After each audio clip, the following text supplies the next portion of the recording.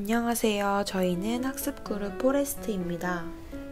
형사소송법이라는 과목을 듣다 보니 실제 많은 사람들이 소송에 대하여 절차나 개념들을 쉽게 접하지 못한다는 생각이 들었습니다. 그래서 저희가 배운 것을 최대한 쉽고 간략하게 요약 정리하여 여러분께 공유해드리고자 합니다. 그럼 바로 시작할게요.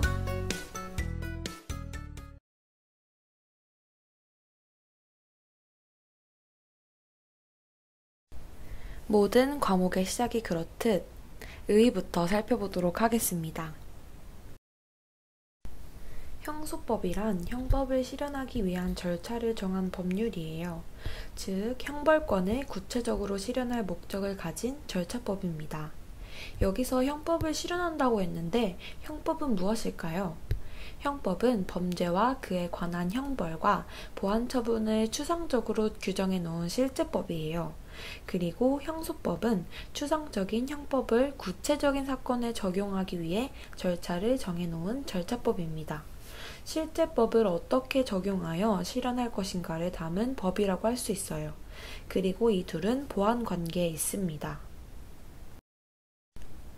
형사소송의 범위는 좁은 의미와 넓은 의미로 나눌 수 있는데요. 좁은 의미의 형사소송은 공소가 제기된 후로부터 재판이 확정될 때까지의 공판 절차를 말합니다. 넓은 의미의 형사소송은 앞서 말씀드린 공판 절차 이외에 검찰, 경찰의 수사 절차와 형이 확정된 이후의 형 집행 절차를 말합니다. 다음으로 법의 3요소를 보도록 할게요. 첫 번째, 법의 안전성은 질서 유지를 위해 법에 대한 신뢰를 형성합니다. 이는 쉽게 바뀌지 않아야 하고 실현 가능성이 있어야 하며 명확성이 필요합니다. 한 목적성은 시대 흐름에 따라 법이 변화한다는 것인데요. 시대가 변함에 따라 그 시대의 가치나 사상이 달라지기 때문이에요. 대표적인 예로 지금은 없어진 간통죄가 있는데요. 1991년 한국형사정책연구원이 설문조사를 했을 때에는 61.9%가 없어지면 안 된다, 22.5%가 시기상조이다, 15.6%가 폐지해야 한다고 답을 했었는데요. 간통죄에 대한 많은 논의가 있어 왔고 2015년 2월 간통죄는 국민의 성적 자기결정권과 사생활의 비밀 자유를 침해하는 것으로 헌법에 위반된다고 하여 위헌 결정을 내리게 됐습니다. 이로써 간통죄는 제정된 후 62년 만에 폐지가 되었어요. 그 다음으로 세 번째는 정의인데요.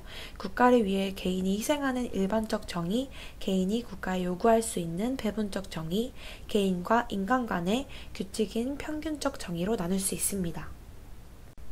이제 형사 절차 법정주의에 대하여 배워볼 텐데요. 발음하기 꽤 어려운 형사 절차 법정주의란 모든 형사 절차는 국회에서 제정된 법률로 정해야 한다는 원칙입니다. 이에 대한 아주 중요한 형법 개념이 있는데요. 한 번쯤은 들어본 경험이 있으실 거예요. 바로 죄형 법정주의입니다. 법률에 의하지 아니하고는 국가기관이 형사 절차에 있어서 피고인 그리고 피해자의 기본적인 인권 제한이 있으면 안 된다라는 것입니다. 아무리 나쁜 짓을 저질렀다고 해도 그 행위가 법률에 없다면 죄를 물을 수 없다는 것이죠. 이처럼 형사 절차 법정주의는 형법의 죄형 법정주의와 상응한다고 볼 수 있습니다. 형사소송법의 근거 법률은 헌법에도 명시되어 있는데요. 궁금한 분들은 따로 찾아보시는 것을 추천합니다.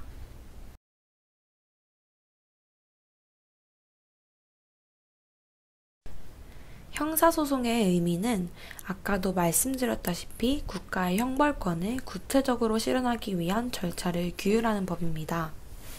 형사소송은 정의 실현을 목적으로 두고 있는데요.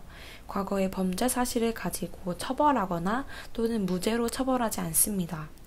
피해자와 피고인에 대해 인권 보장을 해야 한다는 것입니다. 이는 적법 절차의 원리와 관련되어 있습니다.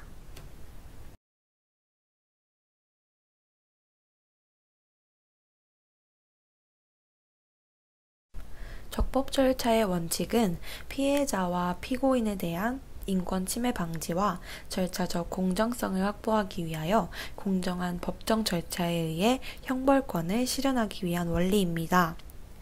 공정한 재판이란 법원이 공평하게 구성되고 피고인의 방어권이 보장되며 실질적 당사자주의를 실현해야 됩니다. 형사 절차가 인간의 존엄과 기본권을 존중하여 정의와 공평의 이념을 실현하는 것이어야 합니다. 비례성의 원칙은 국가 형벌권의 실현을 위한 강제 처분은 사건의 중대성과 의미에 적합해야 한다는 것입니다. 다른 수단으로는 목적 달성이 되지 않으며 이에 대한 침해가 사건의 의미, 범죄 혐의에 상당하여야 됩니다. 형사사법기관은 국민을 돌봐줄 의무가 있습니다. 예를 들면 진술 거부권의 고지, 증거조사 결과에 대한 의견 진술권과 증거조사 신청권의 고지, 신체 구속 시 범죄 사실의 요지와 신체 구속의 이유 및 변호인을 선임할 수 있다는 고지 등입니다. 다음은 실체적 진실주의에 대한 내용입니다. 법원이 소송의 실체에 관하여 객관적인 진실을 발견해서 사안의 진상을 명백히 할 것을 요구하는 형소법상의 원칙을 말합니다.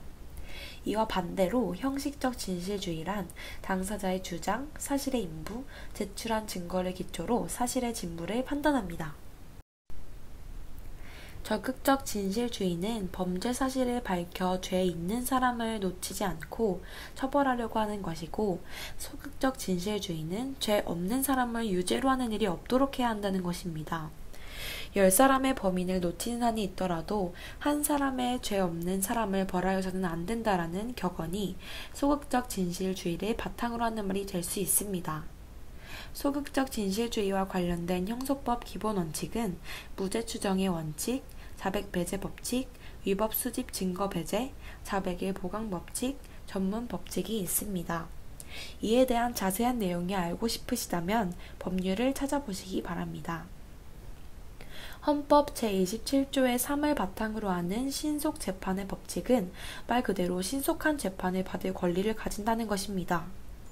이는 피고인의 이익보호와 실체적 진실의 발견, 소송 경제, 재판에 대한 국민의 신뢰 확보, 형벌 목적의 달성을 위한 역할을 합니다. 마지막으로 당사자주의와 직권주의의 의의와 장단점, 그리고 현행 형사소송법의 기본 구조를 알아보도록 하겠습니다. 당사자주의는 소송의 주도적 지위를 인정하고 당사자의 공격과 방어에 의하여 심리가 진행됩니다. 이때 당사자는 검사와 피고인입니다. 법원은 당사자가 아니라 제3의 입장에서 당사자의 주장과 입증활동을 기초로 사실을 판단합니다. 이는 당사자의 대등한 지위와 소송 능력을 전제로 합니다. 직권주의는 소송의 주도적 지위를 법원에 인정하여 법원이 직권으로 소송을 진행하고 증거를 수집하고 조사합니다. 마지막으로 형사소송법의 기본 구조는 당사자주의를 기본으로 하고 직권주의를 보충한 절충적 소송 구조입니다. 네, 여기까지고요. 들어주셔서 감사합니다. 처음 들으시는 분들에게는 어렵고 생소할 수 있어서 최대한 쉽게 설명하려고 노력했는데 아직 처음이라 부족한 점이 너무 많은 것 같아요. 마지막으로 당사자주의와 직권주의의 장단점을 띄워드리며 마치겠습니다. 다음에는 더 좋은 영상으로 찾아올게요. 안녕!